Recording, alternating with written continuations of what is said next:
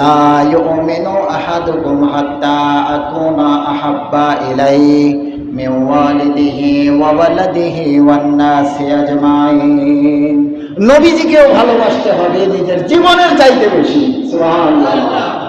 যতক্ষণ পর্যন্ত তোমরা নিজের জীবনের চাইতেও আমি নবীকে বেশি ভালোবাসতে না পারবা, ততক্ষণ পর্যন্ত তোমরা কেউ পরিপূর্ণ মুমিন হতে পারবা না। অথচ আমরা যারা মসজিদে এসেছি বলেন দেখি, আমরা সবাই দাবিদার কিনা মুমিন? কথা বলেন না? সবাই দাবি করি আমরা মুমিন, ঠিক না? যে কোনো একজনকে যদি জিজ্ঞাসা করা হয় আপনি মুমিন কিনা, বলবে হ্যাঁ আমি অবশ্যই মুমিন। আমরা তো মুমিন হয়েছি বাবার সূত্রে, দাদার সূত্রে, কিন্তু প্রকৃতপক্ষে অন্তরে আল্লাহ এবং আল্লাহর রাসূলকে পরিপূর্ণ জায়গা দিয়ে আমরা কেউই মুমিন হতে পারি নাই, ঠিক কিনা? এই কথাই নবীজি আমার বলেন, লা ইউমিনু আহাদুকুম হাত্তা আকুনা আহাব্বা ইলাইহি মিন ওয়ালিদিহি ওয়া ওয়ালাদিহি ওয়ান নাসি আজমাইন। পৃথিবীর জমিনে যদি আপন বলতে কেউ থাকে আমরা মনে করি আমাদের পিতামাতা, ঠিক কিনা? বাবা মার চাইতে আপন কেউ আছে? কথা বুঝতেছেন আমার? ওই বাবা মার অবাধ্য যদি কোনো সন্তান হয়, একদিন, 2 দিন, 5 দিন, 10 দিন, বাবা কি করে? ঘাড় ধাক্কা দিয়ে বাড়ি থেকে বের করে দেয়, ঠিক কিনা? কিন্তু আমার আপনার রব এত বড় দয়ালু আল্লাহ। আমরা যারা আজকে জুমার দিনে হাজিরা দিতে এসেছি, এমন অনেক মুসল্লি রয়েছে যারা শনিবার থেকে বৃহস্পতিবার এক ওয়াক্ত নামাজও পড়ে নাই, ঠিক কিনা? পুরা একটা সপ্তাহ তোমার দিলে এতটুকু আল্লাহর প্রতি দয়া ভালোবাসা আসলো না যে মহান রব আমাকে সুস্থতার নিয়ামত দান করেছেন। আহারে, আমার চাইতে তো অনেক ভালো মানুষ আছে যার নাকি একটা পাও নাই, আছে না? আমার চাইতে অনেক টাকাওয়ালা মানুষ আছে, গাড়ি বাড়িওয়ালা মানুষ, অনেক সুখী মানুষ, কিন্তু আল্লাহ পাক তাকে চোখ দিয়েছেন, দৃষ্টিশক্তি দেন নাই। আমি যদি একটা বার চিন্তা করে 2টা চোখ বন্ধ করি 1 সেকেন্ডের জন্য, পুরো দুনিয়া আমার আপন না পর? এই কথা বলেন না? সব কিছু পর। আল্লাহ বলেন, বান্দা পুরো সপ্তাহ আমার নাফরমানি করলে, আচ্ছা বলেন আমরা কি কেউ বুকে হাত দিয়ে বলতে পারবো এমন একটা দিন 24 ঘন্টা যা আছে, যেই 24 ঘন্টার 24টা ঘন্টা আমি আপনি নাফরমানি ছাড়া ছিলাম? কেউ বলতে পারবেন? যেই যে একটি সপ্তাহ, গত শুক্রবার থেকে আজকে শুক্রবার, 1 সপ্তাহের ভিতরে এমন একটা দিন হুজুর আমার কেটেছে যেই একদিনে একটা নাফরমানিও আমি করি না। কারো জীবনে খুঁজে পাওয়া যাবে? কথা বলেন না, যাবে? অথচ পৃথিবীর জমিনে সব চাইতে যেই পিতামাতাকে আপন মনে করলাম, যেই পিতামাতা আমার জন্য সব কিছু করতে বাধ্য, ঠিক কিনা? প্রতিটা পিতামাতার একটা লক্ষ্য আর উদ্দেশ্য, তার জীবনের যত কর্ম, যত কষ্ট, যত সাধনা, সব কিছুর মূল টার্গেট হলো আমার আপনার সন্তান কিভাবে সুখী হবে, ঠিক কিনা? এই সন্তানের জন্য যদি পিতামাতার এতটা ত্যাগ, এতটা ভালোবাসা হয়, এরপরেও যদি ওই পিতামাতার অবাধ্য হওয়ার কারণে পিতামাতা আমাকে ঘাড় ধাক্কা দিয়ে ঘর থেকে বের করে দেয়, মুসলমান, পুরা একটা সপ্তাহ 1 ওয়াক্ত নামাজ আমি পড়লাম না, আল্লাহর কুদরতি কদমে একটা চিন্তা দিলাম না, ও মুসলমান, এরপরে শুক্রবারে আল্লাহর ঘরে হাজিরা দিতে এসেছি, বলেন দেখি একটা বান্দাকে কি আল্লাহ পাক ঘর থেকে বের করে দিয়েছেন? কথা বলেন না? মসজিদ থেকে কেউ আল্লাহ ঘাড় ধাক্কা দিয়ে বের করে দিয়েছেন? দেন তো নাই। এরপরে আল্লাহ পাক দেখেন কতটা দয়ালু আল্লাহ। জুমার দিনে আল্লাহ পাক স্পেশাল একদল ফেরেশতাকে নিযুক্ত করেন, যাদেরকে বলা হয়, ও ফেরেশতার দল, তোরা একটি পার্সোনাল ডায়েরি খাতা নিয়ে আমার ঘর মসজিদের দরওয়াজায় দাঁড়িয়ে যা। কেন দাঁড়িয়ে যাও? কেন দাঁড়িয়ে যাবা? আমার যে সমস্ত গুনাহগার বান্দারা হাজারো নাফরমানি করার পরেও বড় আশা নিয়ে, বুক ভরা আশা নিয়ে জুমার দিনে তারা মসজিদে আসবে। কেন আসবে? জুমার নামাজ পড়ে তওবা করে আমি আল্লাহর কাছে ক্ষমা চাইবে। আমি আল্লাহ হুকুম করলাম, ও ফেরেশতারা যে যত সিরিয়ালে আসবে আমার বান্দাদের নাম ঠিকানাগুলো খাতায় লিপিবদ্ধ করবা। কেন করব? ফেরেশতারা বলে আল্লাহ সারা সপ্তাহ আপনার নাফরমানি করলো, দিনের পর দিন ঘন্টার পর ঘন্টা নাফরমানি করার পরেও আজকে তাদের নামকে কেন এন্ট্রি করা হচ্ছে?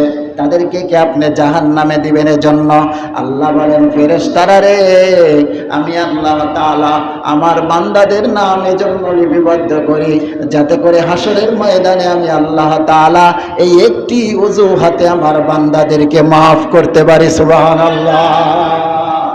জুমার দিন এত বড় গুরুত্বপূর্ণ একটা দিন, এই দিনে বান্দা চাইলে আল্লাহর সাথে গভীর একটা সম্পর্ক তৈরি করতে পারে। সুবহানাল্লাহ। বলেন তো নামাজের চাইতে নামাজ ছাড়া আল্লাহর সাথে সম্পর্ক হয়? বলেন না হবে? সম্ভব? আমার গত সপ্তাহের আলোচনা কি ছিল? যে আমাদের অভিভাবক, আমাদের সবচাইতে কাছের মনে করতে হবে আল্লাহকে। আল্লাহ আল্লাহর রসুলকে যদি আমরা আপন করে নিতে না পারি, পৃথিবীর যাকেই আমরা আপন মনে করবো আল্লাহ আল্লাহর রসুল ছাড়া সব ধোঁকা ধোঁকা ধোঁকা। কেন ধোঁকা? আল্লাহর রসুল বলেন লা তাআতা লিমাখলুকিন ফি মাসিয়াতিল খালিক। তোমার বাবা বলেছে একটি কথা, যে কথা মানার দ্বারা আল্লাহ সন্তুষ্ট হবে এটা মানা যাবে। কথা বলেন না? যাবে। কিন্তু আমরা বলি আমার বাপ বলছে মানবো না, মানে আল্লাহ আল্লাহ রসুল বলেন যেই বলুক না কেন, পৃথিবীর মধ্যে যে কথাই বলুক সেটাকে আগে তোমার যাচাই করতে হবে এই কথা বা এই কাজ আমার রসুল এবং আল্লাহর সাথে সাংঘর্ষিক হয় কিনা। যদি সাংঘর্ষিক হয় তাহলে কাজটাকে ছেড়ে দাও, ওই ব্যক্তির গোলামি ছেড়ে দাও, কারণ এই ব্যক্তির গোলামি করার দ্বারা আমার আল্লাহ অসন্তুষ্ট হয়ে যায়।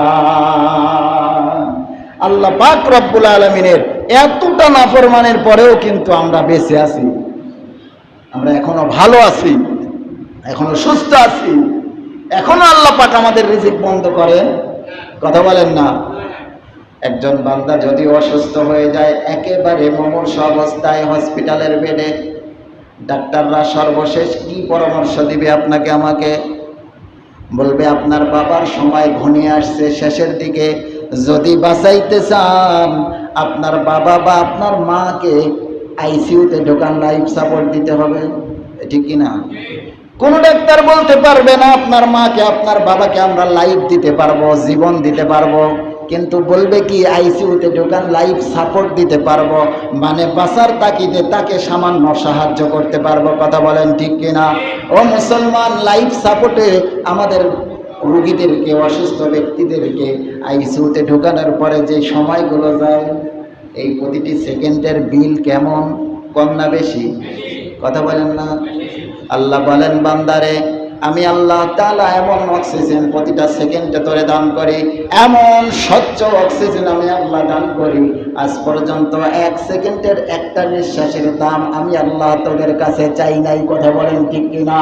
এত নাফরমানি করার পরেও যদি আল্লাহ তাআলা আমাদের প্রতি এতটা দয়া করতে পারেন, তাহলে যেই বান্দা বান্দিরা নামাজের দ্বারা, কোরআনের দ্বারা আল্লাহ আল্লাহর রাসূলের সাথে সম্পর্ক করবে, তাদের জিন্দেগিতে কোনো অশান্তি থাকতে পারে না। কথা বলেন ঠিক কিনা? এই জন্য রব্বুল আলামিন বলেন ওয়াল্লাযীনা আমানু আশাদ্দু হুব্বাল লিল্লাহ, ওই সমস্ত ঈমানদার যাদের দিলে আমি আল্লাহ তাআলার প্রতি বিশ্বাস রয়েছে, তাদের দিলে একমাত্র আমি আল্লাহ তাআলার জায়গা হবে। সুবহানাল্লাহ। সব চাইতে বেশি তারা ভালোবাসবে আমি আল্লাহকে। কেন? কারণ দুনিয়ার জমিনে দিক তো দুইটা, একটা হলো ফারিকুন ফিল জান্নাহ ওয়া ফারিকুন ফিস সাঈর, একটা রাস্তা হলো জান্নাতের আর একটা রাস্তা হলো জাহান্নামের। কথা বলেন? জান্নাতের রাস্তা হলো সিরাতে মুস্তাকিম, সঠিক রাস্তা, আলোর রাস্তা, আর জাহান্নামের রাস্তা হলো পথভ্রষ্টতার রাস্তা, অন্ধকারের রাস্তা। ঠিক কিনা?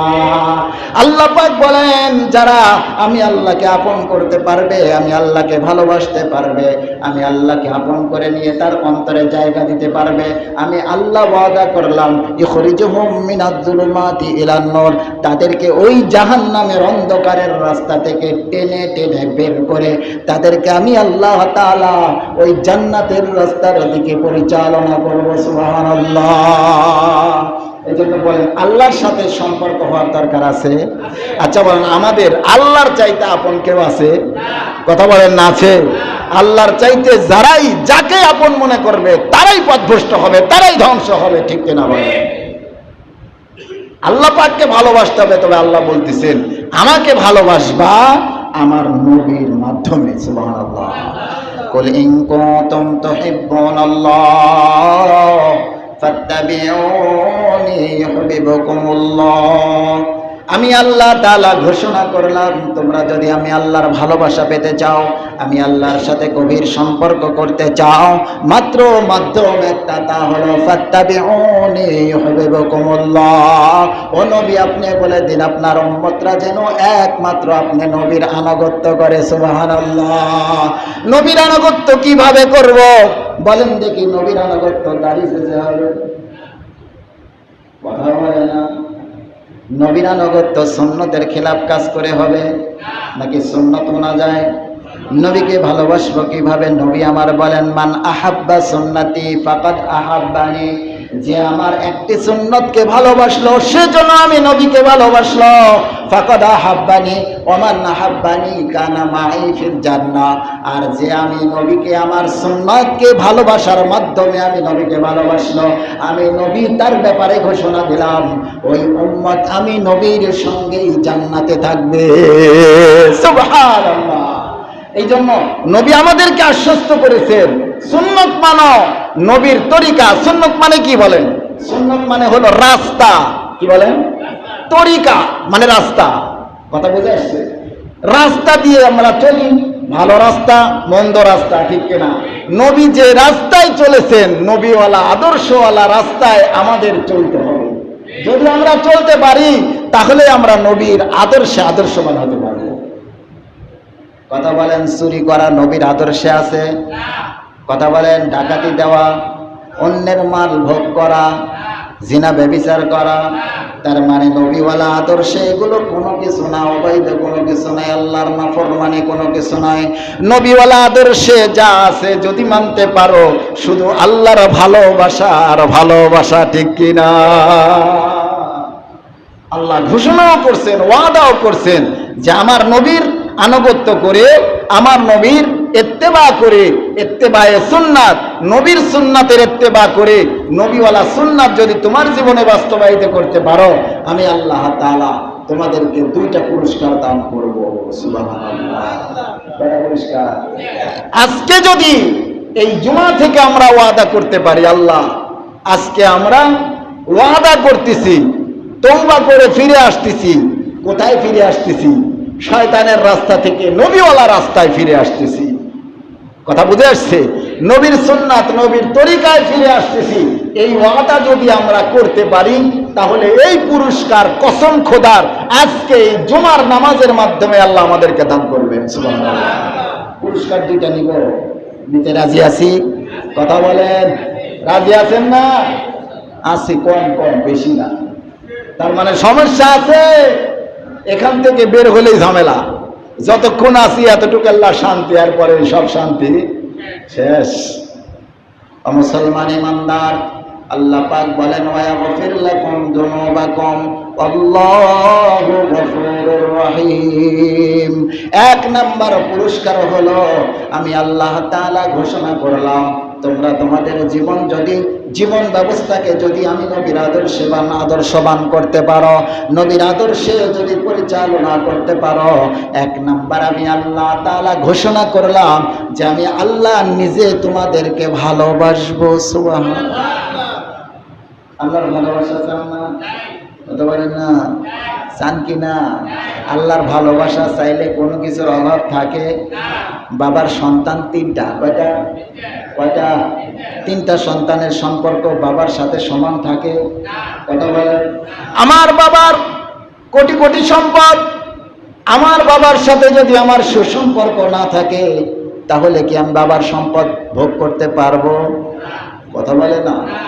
বাবার সম্পদের ওয়ারিশ হওয়ার জন্য, বাবার সম্পদের দাপট দেখানোর জন্য অন্তত বাবার সঙ্গে কানেকশন আমার ঠিক থাকতে হবে, ঠিক কিনা? ও মুসলমান ইমানদার, আল্লাহর গোলাম, নিজেকে মুমিন দাবি করো, ইমানদার দাবি করো। একজন ইমানদারের কত মূল্য জানোনি? আসমান জমিন তথা এমন 10 দুনিয়ার চাইতেও একজন ইমানদারের মূল্য আমার আল্লাহর কাছে বেশি। আমরা তো সবাই নিজেদেরকে ইমানদার দাবি করি, তাহলে তো আমাদের এত দাম, এত মূল্য আল্লাহর কাছে, ঠিক না? এত দাম, এত মূল্য কখন? খালি কি নিজে ঈমান আনছি আমি ইমানদার বললেই দাম হয়ে যাবে? না, এই দামটা আনার জন্য, এই মূল্যটা বাড়ানোর জন্য মাওলার সাথে সম্পর্ক গভীর হতে হবে, ঠিক কিনা? মাওলার সাথে সম্পর্ক গভীর যদি হয়ে যায়, যার যত সম্পর্ক গভীর হবে তার মর্যাদা আল্লাহর কাছে তত বেড়ে যাবে, সুবহানাল্লাহ। যার সম্পর্ক আল্লাহর সঙ্গে ভালো হবে তার মর্যাদা আল্লাহর কাছে তত বেড়ে যায়। সুতরাং আমরা সবাই মুমিন, ঠিক, একথা ঠিক, কিন্তু মুমিনের স্তর কিন্তু সমান, কথা বলেন না, সমান। এই জন্য আমরা চাই আমাদের সম্পর্ক হবে আল্লাহর সঙ্গে। কার সঙ্গে? দুনিয়ার কোনো মাখলুকের সঙ্গে না, দুনিয়ার কোনো মাখলুকের সঙ্গে না। পিতামাতার সঙ্গে যে সম্পর্ক, যে ভালোবাসা, এটা দান করেছেন কে? আমার আপনার বাবা মা আমাকে আপনাকে ভালোবাসে, এটা কি এমনি এমনি ভালোবাসে? বলেন না।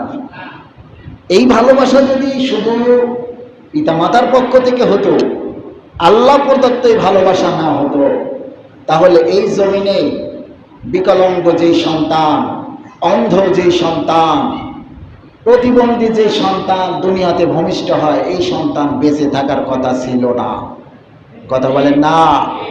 যার মস্তিষ্ক বিকৃত, পাগল, এই পাগলের দুনিয়ায় স্থান হতো না, হায়াত থাকতো না, বেঁচে থাকতে পারতো না, যদি পিতামাতার দিলে আল্লাহ পদার্থ দয়ার ভালোবাসা না থাকতো, কথা বলেন ঠিক? মা যদি কালো হয়, কি হয়? মায়ের শরীরের চামড়া যদি কালো হয়, চেহারা যদিও অতটা সুন্দর না হয়, কিন্তু আপনার মা, ঠিক কিনা? কথা বলেন না? আমার মা যদিও সুন্দর না হয়, পৃথিবীর সব চাইতে বিশ্ব সুন্দরী যদি এসে আমাকে বলে আমি তোমার মা, আমি মানব? কথা বলেন না? আপনি মানবেন? কিন্তু আমার মা চেহারা সুরত সুন্দর না, দেখতেও সব চেহারা সুরত কালো বিছড়ে, এরপরেও ওই মানুষটা যদি আমার সামনে দাঁড়ায়, তার চেহারার দিকে যদি দয়ার নজরে আর মায়ার নজরে তাকান, আল্লাহর নবী বলেন একটা কবুল হজের সওয়াব আল্লাহ দান করে। এটা কেন দান করেন?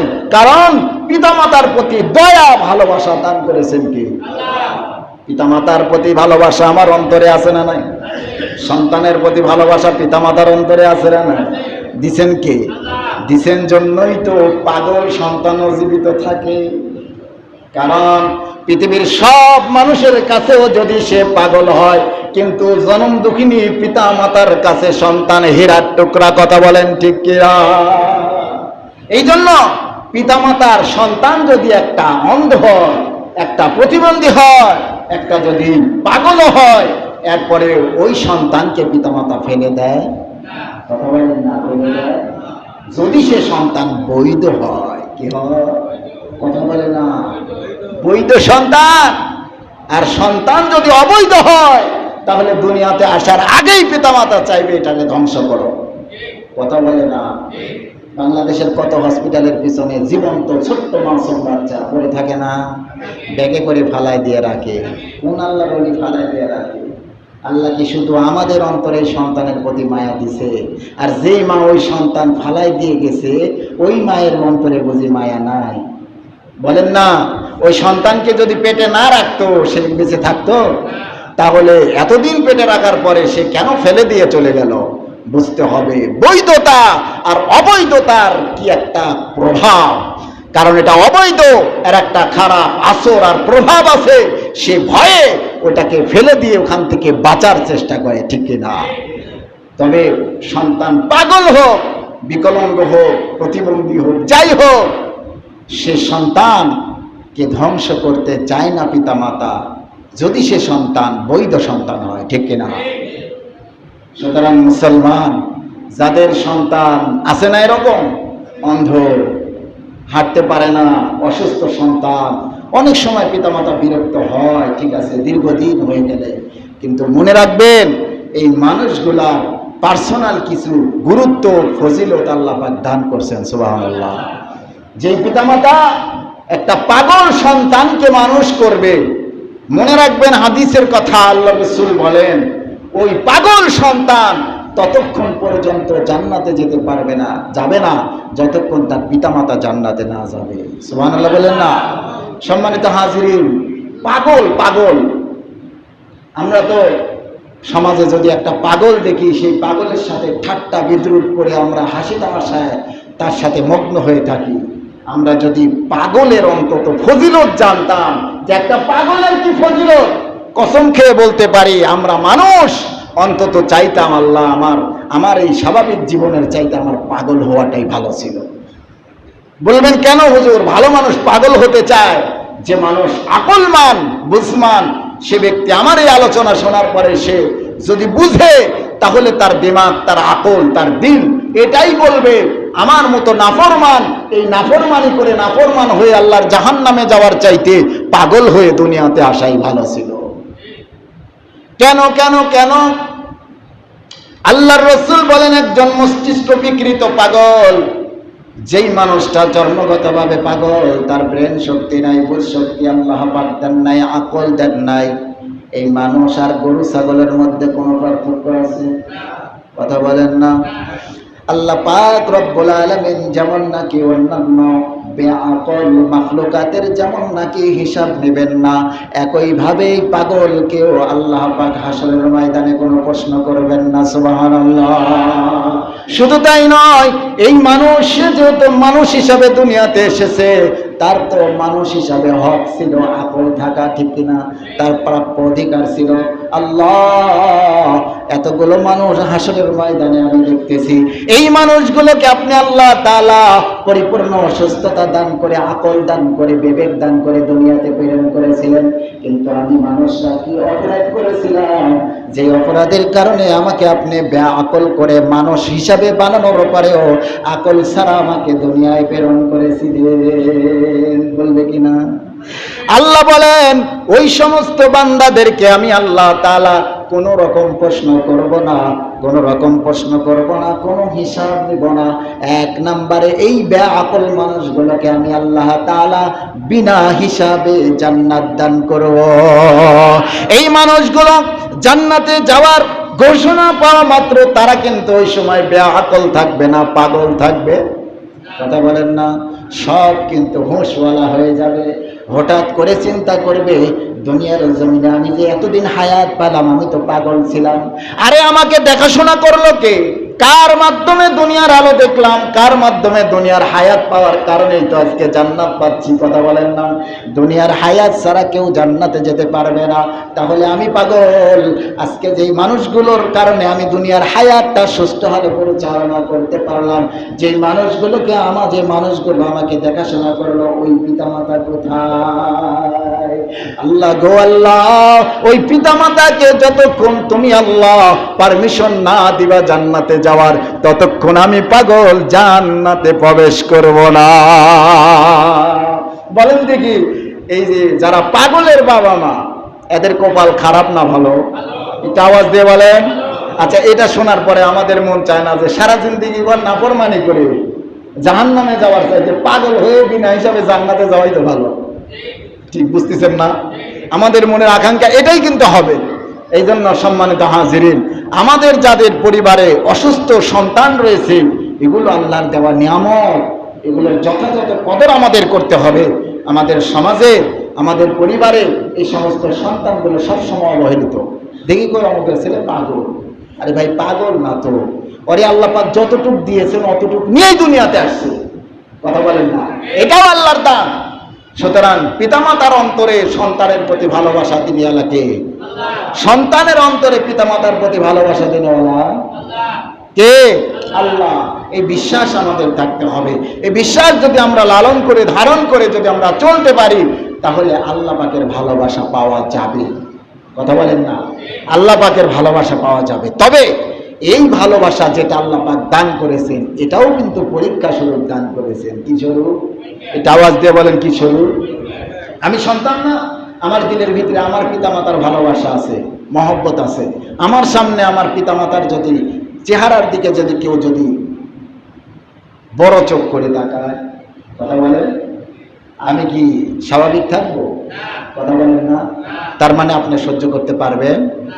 পারবেন না। এটা আল্লাহ পাকের পরীক্ষা। এই ভালোবাসা, আপনি বাবা, আমি বাবা, আমার সন্তানকে একজন যদি আমার চোখের সামনে যদি শাসন করে অযথা, আপনি আমি মেনে নিব? বলেন না, সম্ভব না। আল্লাহ পাক বলতেছেন, এই যে ভালোবাসা, তুমি সহ্য করতে পারো না তোমার সন্তানকে কষ্ট দিলে, তোমার মা বাবাকে কষ্ট দিলে, সুতরাং এই পাওয়ার, এই যে একটা ভালোবাসার টান, এটা আমি আল্লাহ তাআলা দান করেছি। তবে মনে রাখবা, মাঝখানে ছোট্ট একটা বাক্য, তা হলো আমি আল্লাহ কিন্তু এটা দ্বারা পরীক্ষা নিব। সুবহানাল্লাহ। কি নিব? ওয়া নাকসিম মিনাল আমওয়ালি ওয়াল আনফুসি ওয়াস সামারাত। আল্লাহ বলেন, আমি আল্লাহ তাআলা মাঝে মধ্যে তুমি বাবার সামনে আমি সন্তানকে টান দিয়ে নিয়ে নিব। কি করব? ছোট্ট ছোট্ট মাসুম বাচ্চা বাবা মার চোখের সামনে মায়ের কোলে কাতরাচ্ছে, হঠাৎ করে দুনিয়া ছেড়ে চলে যায়, যায় না? আল্লাহ আজরাইল আলাইহিস সালামকে জিজ্ঞাসা করেন, আজরাইল, তুমি যে আমার ছোট্ট এই মাসুম বান্দাটারে আনছো, তুমি কি আমার বান্দাকে এনেছো নাকি আমার বান্দার পিতামাতার কলিজা ছিঁড়ে এনেছো? আজরাইল আলাইহিস সালাম বলেন, আল্লাহ, আমি শুধু আপনার এই নিষ্পাপ বান্দাকে আনি নাই, এমনকি তার পিতামাতার কলিজা ছিঁড়ে এনেছি। হাসরের ময়দানে আল্লাহ বলেন, হাসরের ময়দানে সন্তান যতক্ষণ পিতামাতাকে না নেবে ততক্ষণ সে জান্নাতে যাবে না। আমি আল্লাহ তাআলা এই নিষ্পাপ ছোট্ট ছোট্ট মাসুম বাচ্চাদেরকে এখন আমার হযরত পয়গম্বর ইব্রাহিম আলাইহিস সালামের কাছে লালন পালন করতে দিয়েছি। সুবহানাল্লাহ। ছোট্ট ছোট্ট মাসুম বাচ্চারা আসমানের উপরে ইব্রাহিম আলাইহিস সালামের কাছে খেলা করতেছে। সুবহানাল্লাহ। যাদের সন্তান ছোট্টবেলা দুনিয়া ছেড়ে চলে গেছে, বিশাল একটা সদকা। সুবহানাল্লাহ বলে, বিশাল একটা সদকা সুপারিশ করবে। আমরা যে কোনো মাইয়াতকে জানাজায় দাঁড়িয়ে তৃতীয় তাকবীরের পরে একটা দোয়া করি না? আল্লাহুম্মা গফির লি হাইয়িনা ওয়া মাইয়িতিনা ওয়া শাহিদিনা ওয়া গায়িবিনা, বলি না? দুয়ার শুরুতেই বলি আল্লাহুম্মা গফিরলি, আল্লাহুম্মা গফিরলি, আল্লাহ তুমি আমাকে মাফ করো, বলি না? কথা বলেন, বলি না? মানে দুয়ার শুরুটাই হলো আল্লাহ আপনি মাফ করেন, আমাকে মাফ করেন, জীবিতদেরকে, মৃতদেরকে, উপস্থিতদেরকে, অনুপস্থিতদেরকে সবাইকে আপনি মাফ করেন। তার মানে বোঝা যায় যে আমরা সবাই অপরাধী, ঠিক কিনা? এই কথা বলেন না? অপরাধের ক্ষমা চায় কখন? অপরাধ যখন হয়ে যায়। আমরা আল্লাহর কাছে ক্ষমা চাচ্ছি শুরুতে, আল্লাহুম্মা গফিরলি, আল্লাহ আপনি আমাকে মাফ করুন। হাইয়িনা ওয়া মাইয়িতিনা, জীবিতদেরকে, মৃতদেরকে, অশাহিদিনা ওয়া গায়িবিনা, উপস্থিতদেরকে, অনুপস্থিতদেরকে আপনি মাফ করেন। এই কথা বলার উদ্দেশ্য, আমিও গুনাহগার, যারা জীবিত আছে তারা গুনাহগার, যারা মৃত তারাও গুনাহগার, কি বলেন, যারা উপস্থিত তারাও গুনাহগার, যারা অনুপস্থিত তারাও গুনাহগার। তার মানে আমরা সবাই অপরাধী, ঠিক না? কিন্তু আল্লাহ পাক রব্বুল আলামিন এমন একটা দোয়া রাসূলের মাধ্যমে শিক্ষা দিলেন, তোমরা যখন বেগুনাহ মাসুম সন্তানের জানাজায় দাঁড়াবা তখন কিন্তু তোমাদের আর এই দোয়া চলবে। কথা বলেন না? আল্লাহুম্মা জাআলহু লানা শাফিআ ওয়া মুশাফফিআ, এমন একটা শব্দ, এমন একটা দোয়া আল্লাহর রাসূল আমাদেরকে শিক্ষা দিলেন। আল্লাহুম্মা জাআলহু লানা ফারতাও ওয়াজআলহু লানা আজরাও ওয়া যুখরা, এমন এমন শব্দ দ্বারা শিক্ষা দিলেন, আল্লাহ এই সন্তানকে আমাদের জন্য নিয়ামত হিসাবে কবুল করুন, আল্লাহ এই সন্তানটা আমাদের নাজাতের জন্য ওসিলা করুন, আল্লাহ এই সন্তানকে হাসরের ময়দানে আমাদের জন্য সুপারিশকারী হিসাবে কবুল করুন। বলেন না সুবহানাল্লাহ? তার মানে আর কোনো গুনাহ নেই, এর জন্য আমরা ক্ষমা চাই না, একে আল্লাহর কাছে সুপর্দ করি। আল্লাহ তুমি নিয়ামত দিয়েছিলা, তোমার কাছে আমানত ফিরে দিলাম, আল্লাহ তুমি এই আমানতটা হাসরের মাঠের জন্য গচ্ছিত রেখো, হাসরের ময়দানে যেন এ সন্তান, তার পিতামাতা এবং আজকে এই হাজিরান অর্থাৎ জানাজায় যারা উপস্থিত হয়েছে এদের জন্য, পরিবারের জন্য, সকলের জন্য সুপারিশকারী হয়। এই জন্য সম্মানিত হাজিরিন, বড় মানুষের জানাজায় অংশগ্রহণ করলে খালি সওয়াব পাওয়া যায়, এই কথা বলেন, গুনাহ মাফ পাওয়া যায়, কিন্তু ছোট্ট মাসুম বাচ্চার জানাজায় অংশগ্রহণ করলে কি পাওয়া যায়? গুনাহ মাফ পাওয়া যায়, সওয়াব পাওয়া যায়, এমন কি হাসরের ময়দানে সুপারিশ পাওয়া যায়। সুবহানাল্লাহ। বলেন, বড় মানুষের জানাজায় ফজিলত বেশি না মাসুম বাচ্চার জানাজায় ফজিলত বেশি? কথা বলেন। মাসুম বাচ্চায়। অথচ বলেন তো দেখি, আমাদের সমাজে বড় মানুষ মারা গেলে জানাজায় লোক বেশি নাকি মাসুম বাচ্চা মারা গেলে জানাজায় লোক বেশি? বড় মানুষ। তার মানে বোঝা যায় সর্বক্ষেত্রেই আমরা বিপরীতমুখী, ঠিক কিনা? সর্বক্ষেত্রেই যদি আমরা বিপরীতমুখী হই তাহলে আল্লাহর ভালোবাসা আল্লাহকে পাবো কি করে? এই কথাই শুরুতে বলেছি, এমন কাজ